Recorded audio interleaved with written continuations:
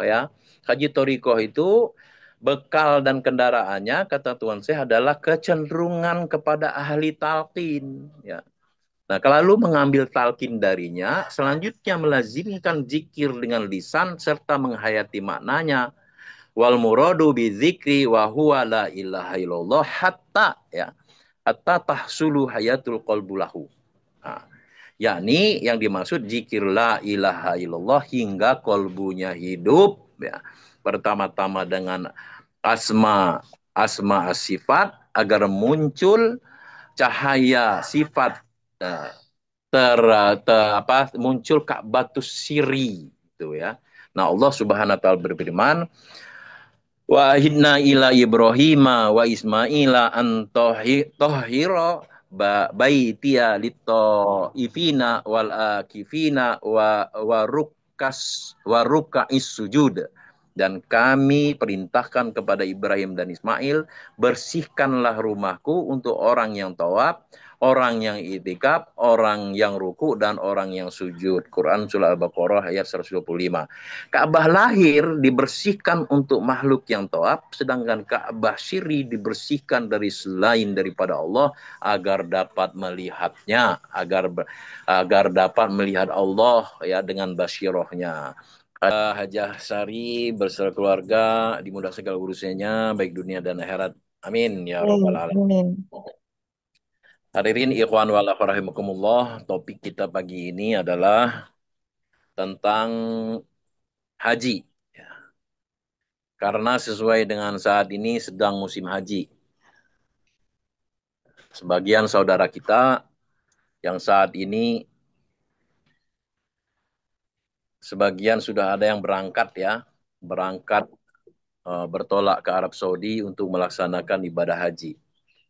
Namun pagi ini yang akan saya bahas atau kita bahas bersama ialah haji secara syariat dan haji secara hakikat. Mungkin kita sudah sering mendengar istilah ini. Mengapa saya mengambil istilah ini pada pagi hari ini? Karena memang demikian yang ditulis dalam kitab Tuan Syekh Abdul Qadir Jailani dalam kitab Sirrul Asrar. Al-Faslus Samina Asy'ari pasal ke-18 fi bayani haji syariati wa tariqati, tentang haji syariat dan haji tariqat. Al-haju ala nu'aini haji syariati wa hajat tariqati. Haji itu kata Tuan Syekh Abdul Qadir Jailani ada dua, haji syariat dan haji tariqat. Fahajus syariati bihaji baitillah bisyara'itihi wa arkanihi hatta yasulu sawabul hajj. Kata beliau, haji syariat ialah melakukan ibadah ke Baitullah dengan melaksanakan syarat-syarat dan rukunnya sehingga mendapatkan pahala haji. Idza naqasa syai'un min syara'itihi naqasa sawabul hajj. Jika ada syarat-syaratnya yang kurang, maka kurang pula pahala hajinya. Lianna Allah Ta'ala amarona bi itmamil haji bi qaulihi idza azza wa jalla wa atimmul haja wal umrata lillah. Karena Allah Subhanahu wa taala memerintahkan kita untuk menyempurnakan ibadah haji dan umroh sebagaimana firman Allah, sempurnakanlah haji dan umroh karena Allah. Nah, hadirin ikhwan wal akhwat rahimumullah, oleh karena kita diperintahkan menyempurnakan ibadah haji dan umroh, maka wajib kita tahu ya syarat dan rukun ibadah haji. Jangan sampai kita melaksanakan haji tapi bodoh, tidak mengetahui syarat dan rukunnya. Bahkan pengesabah menyampaikan datang kepada ahli talqin lebih baik daripada 50 kali, 50 atau 50 ribu kali ya, dari orang melaksanakan haji ke Mekah tapi bodoh gitu ya. Maksudnya itu tidak mengerti syarat dan rukunnya, wajibnya haji, sunnah-sunnahnya, dan lain sebagainya.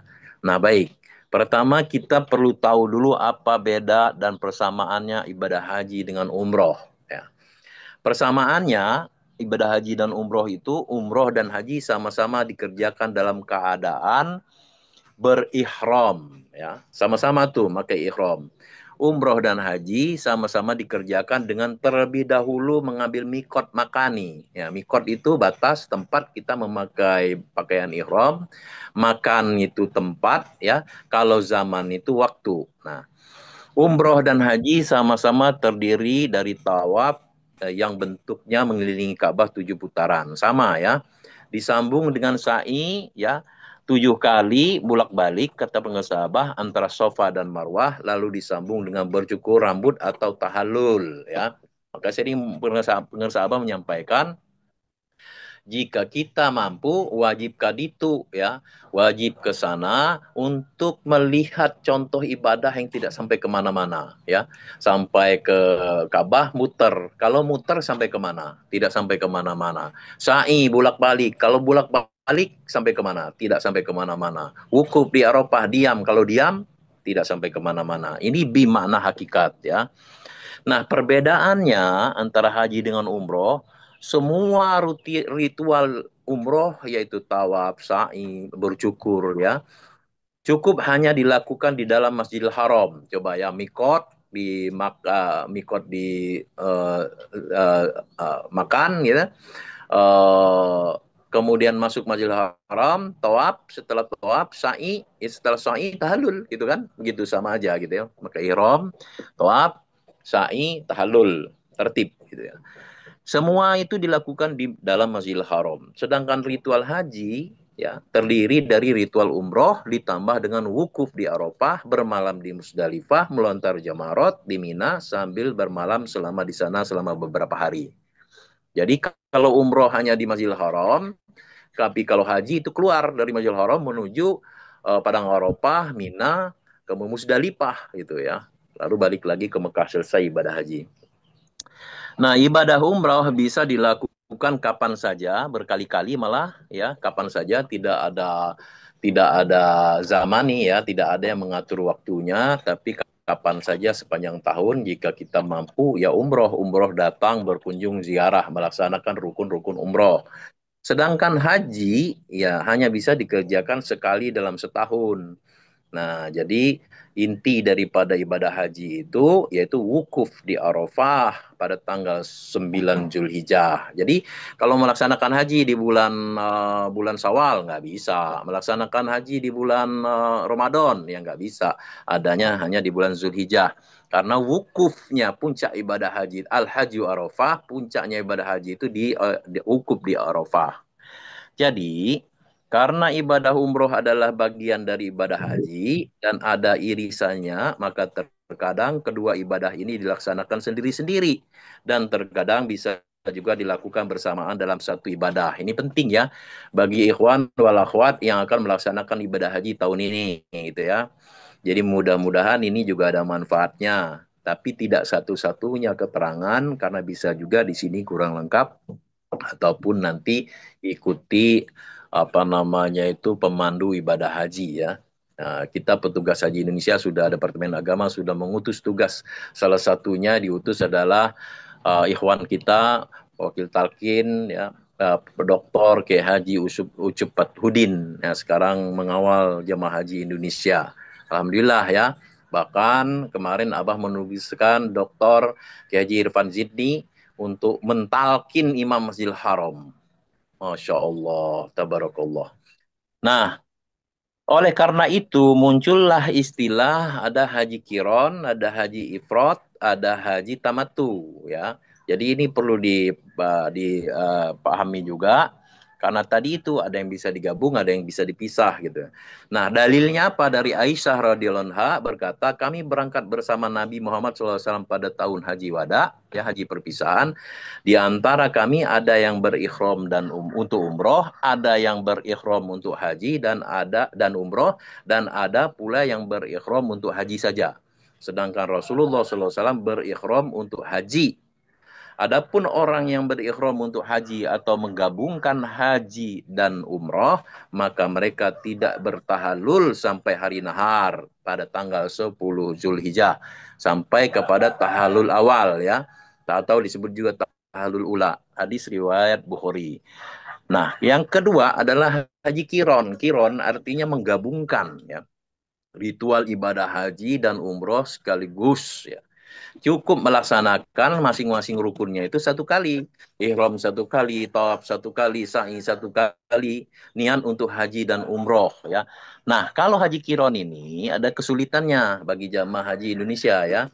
Haji kiron ini meskipun sudah selesai ritual umrohnya ya, makai ihram mikot ya, mikot kemudian makai ihram, masuk tawaf, sa'i ya, tahallul selesai. Kalau dia berniat menggabungkan dengan ibadah haji sampai kepada hari nahar, ihramnya tidak boleh dilepas, berlaku pula larangan-larangan ketika ihram. Repot tuh ya. Kalau misalkan kita 2 minggu di Mekah, kita umroh, kemudian menunggu waktu haji, tidak melepas ihram dan berlaku larangan-larangan repot gitu ya. Itu haji kiron. Nah, bagi kita ya di Indonesia zaman ini tidak cocok ya untuk haji kiron ini gitu. Makanya kita banyak melakukan haji tamattu ya. Karena terlalu lama memakai ihram dan larangan-larangannya. Bayangin ya tadi ya, misalkan sampai 2 minggu nggak lepas-lepas ihram. Nah, tentu kita nggak bisa menikmati ketika kita berada di Mekah Al-Mukarramah. Itu ya. Dan yang kedua, yang pertama itu haji kiron, yang kedua haji ifrad ya. Haji ifrad itu artinya memisahkan, ifrad itu memisahkan. Ya ini hanya melaksanakan ibadah haji saja. Seperti Nabi Muhammad SAW ketika haji wada. Jadi Nabi Muhammad itu melaksanakan haji sekali ya, haji wada ya. Nah itu eh, dipisahkan. Nabi hanya melaksanakan ibadah haji. Dipisah dengan umroh. Nah boleh kita melakukan umroh tapi setelah selesai ritual ibadah haji. Gitu ya. Seperti itu. Nah, yang ketiga itu tadi ya kita sebut karena umroh dan haji bisa digabung bisa dia maka muncul istilah tiga pelaksanaan ibadah haji. Satu kiron, dua ifrod, tiga tamattu. Nah, tamattu itu artinya bersenang-senang gitu ya. Yaitu melaksanakan ibadah umroh dulu baru berhaji. Haji tamattu inilah yang dilakukan oleh jamaah Indonesia. Ada yang langsung ke Madinah, ada juga yang langsung ke Mekah. Jadi ketika sampai di Madinah, mereka biasanya menetap melakukan arba'in, tuh sholat arba'in gitu di Masjid Nabawi, mungkin ziarah-ziarah gitu ya. Nanti mendekati ibadah haji baru ke Mekah gitu ya, mereka ke Mekah. Atau yang ke Mekah duluan sekarang, ke Mekah duluan, melakukan umroh, kemudian menetap di Mekah, bersenang-senang tuh, artinya ziarah ke makam uh, Maklah, kemudian juga ke rumah kelahirannya Nabi, ke air Zam-Zam dan lain-lain gitu ya. Sementara mereka menetap di Mekah begitu, tamatu. Nah, jamaah yang akan melaksanakan haji setelah melaksanakan umroh, kemudian melepas kain ihram dan menetap di Mekah bebas tuh akhirnya. Baru setelah tanggal 8 Zulhijjah memakai ihram untuk melaksanakan ritual ibadah haji.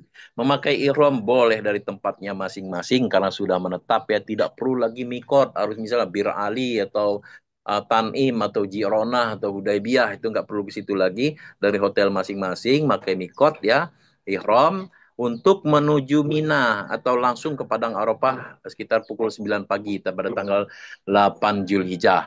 8 Zulhijjah itu hari tarwiyah. Hari tarwiyah kalau dulu itu mengumpulkan air karena zaman dulu tidak ada air untuk mabit di Mina itu ya. Sampai 2-3 hari di situ ya.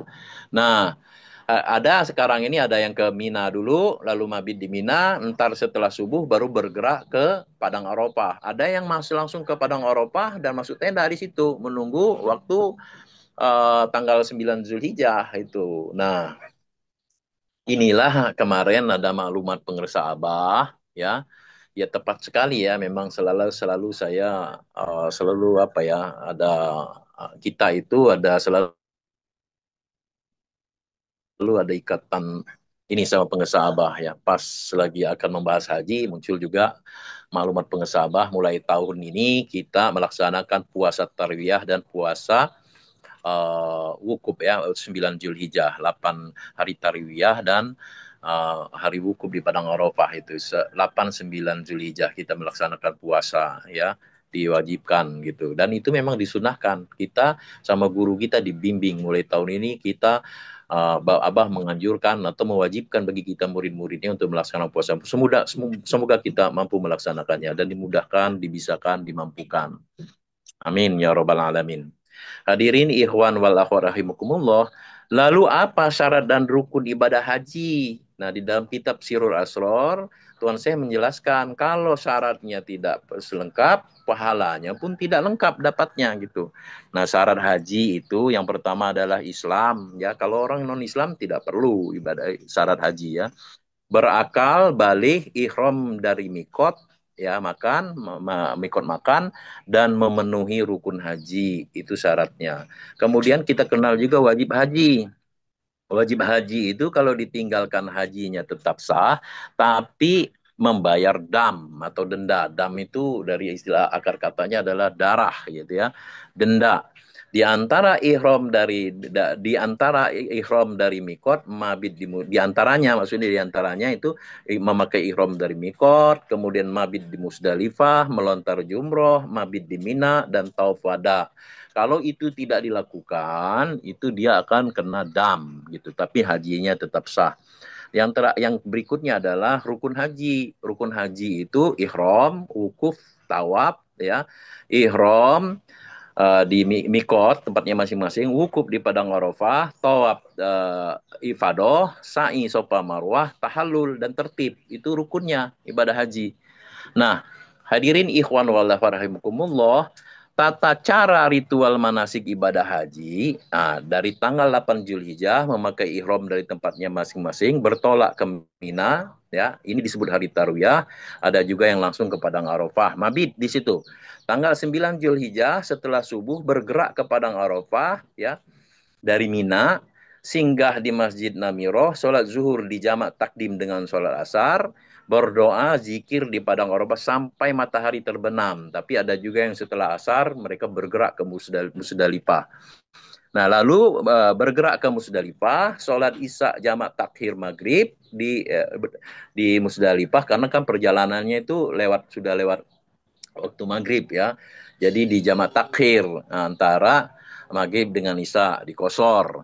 Nah, mabit sambil mengumpulkan kerikil. Nah, ini syarat wajib nih mabit di Musdalifah. Kalau nggak mabit kena dam.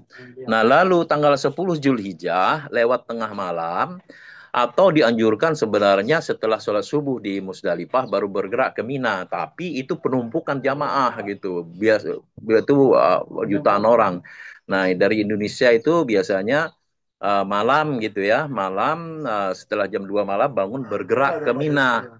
Nah, bergerak ke Mina untuk melempar jumroh akobah.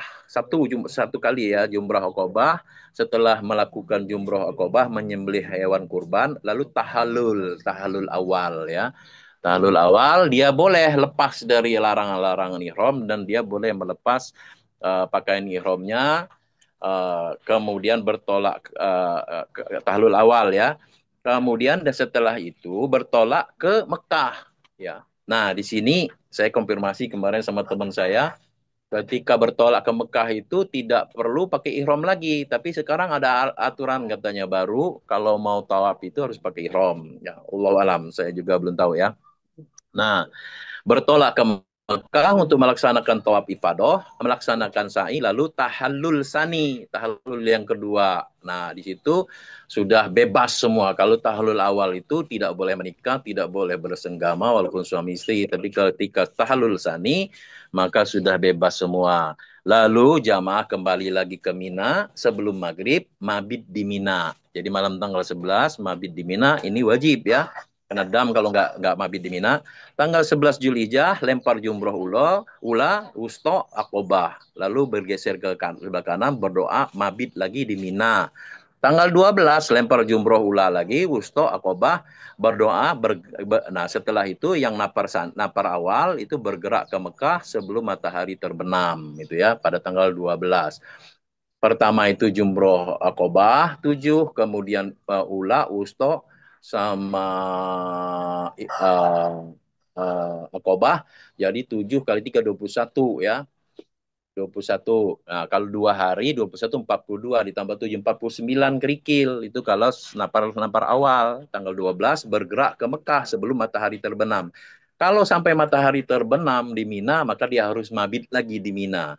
Jadi jatuhnya nafar sani pada tanggal 13 Zulhijjah, lanjut lagi lempar jumroh, jumroh ula, wusto, akobah. Nah, lalu berdoa, baru dia bergerak ke Mekah. Jadi ditambah 70 itu kalau misalkan nafar sani itu kerikil yang harus dilemparkan ke Jamarat itu ya. Nah, di Mekah melaksanakan tawaf ifadah, sa'i, tahallul. Nah, jadi selesai haji itu begitu. Haji itu kira-kira 4 sampai 5 hari. Makanya kadang-kadang umumnya sampai 8 hari gitu ya. Makanya jamaah kita pergi ke situ ya kira-kira 40 hari gitu sambil juga apa namanya itu ziarah di situ ya.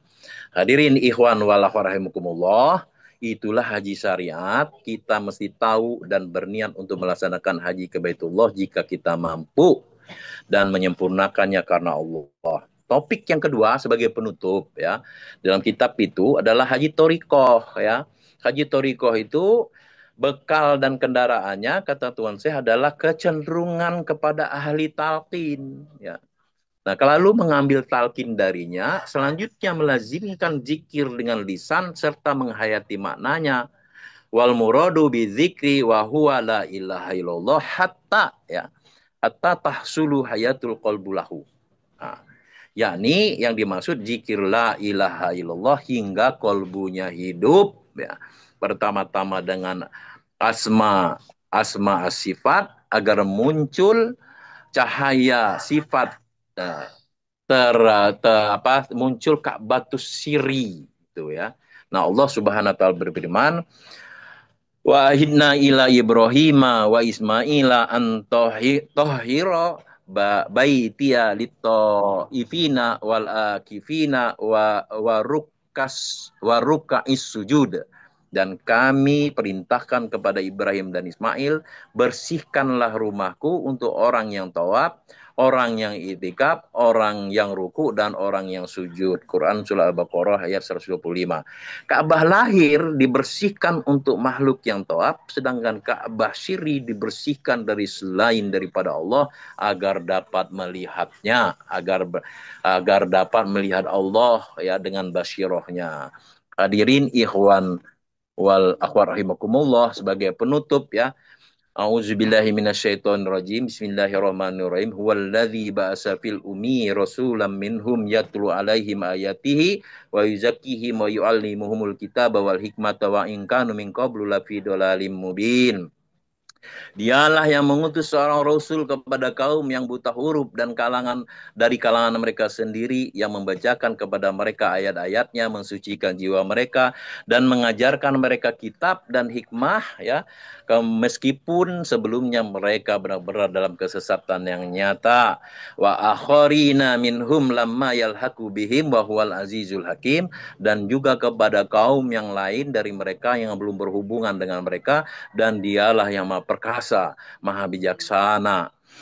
Zalika fadlullahi yu'tihi mayyasha wallahu dzul fadil azim. Demikianlah karunia Allah yang diberikan kepada siapa yang dia kehendaki, dan Allah memiliki karunia yang besar. Quran surah Al-Jumu'ah ayat 2 sampai ayat 4. Dan ini yang dibaca oleh Ustaz Rukmana dan qori kita tadi.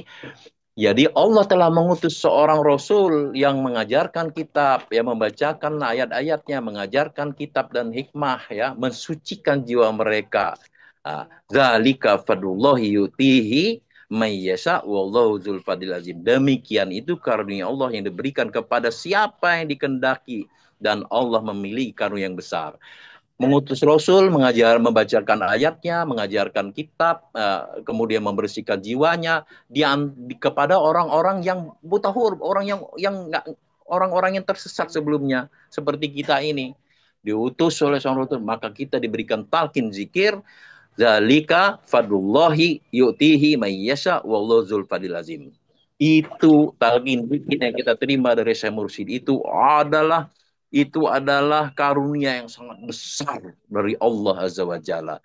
Alhamdulillahilladzi faddalana ala katsirin min ibadihil mu'minin. Saya tidak punya waktu untuk menjelaskan lagi tharikat ini secara secara panjang lebar. Intinya haji tarekat itu atau haji kakak itu ketika telah mengambil zikir, talqin zikir, lalu mengamalkan zikirnya, lalu sampai zikir dari lisan tembus ke kolbu, sampai menetap di kolbunya zikir. Di sinilah wukuful kolbi.